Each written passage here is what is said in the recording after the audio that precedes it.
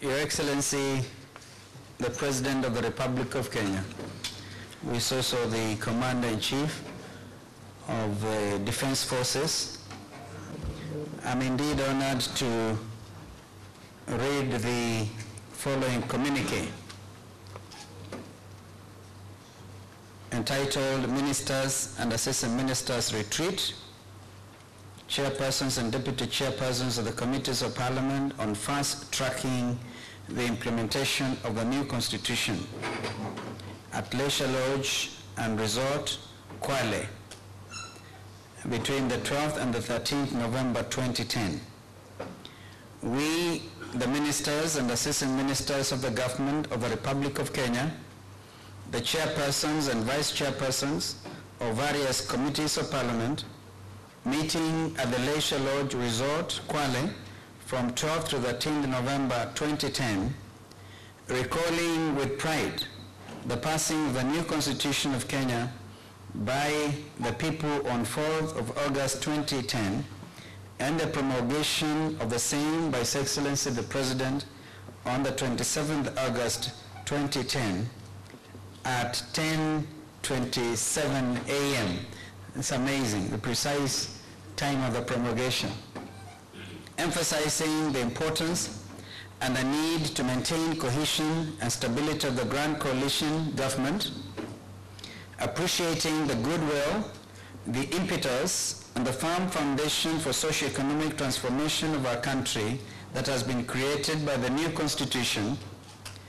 cognizant of the immense capacity and competences that are available in our Parliament, judiciary, and the executive arms of government, and the country as a whole, acknowledging the need for cooperation and consultation among the executive, the legislature, and the judiciary arms of government for purposes of effective and timely implementation of the Constitution,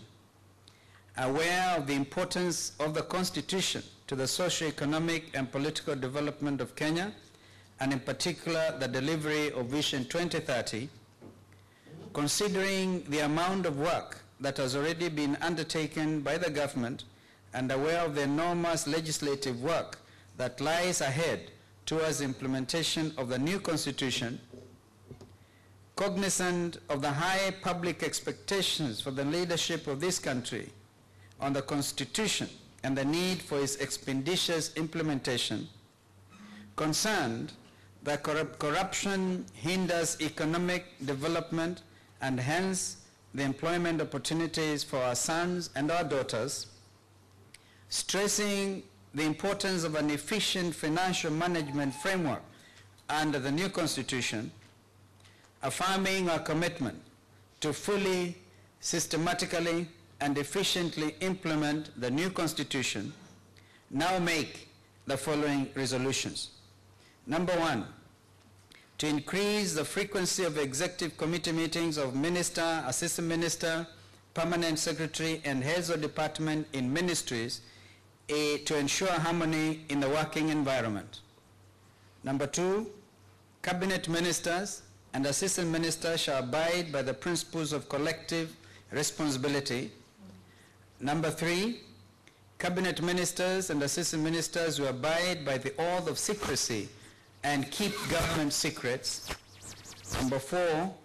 to ensure that public officers, ministers, assistant ministers, members of parliament, permanent secretaries, and all civil servants comply with integrity and ethical values elaborated in the Constitution, as well as Public Officers Ethics Act, which among others prohibits public officers from presiding over Harambee functions.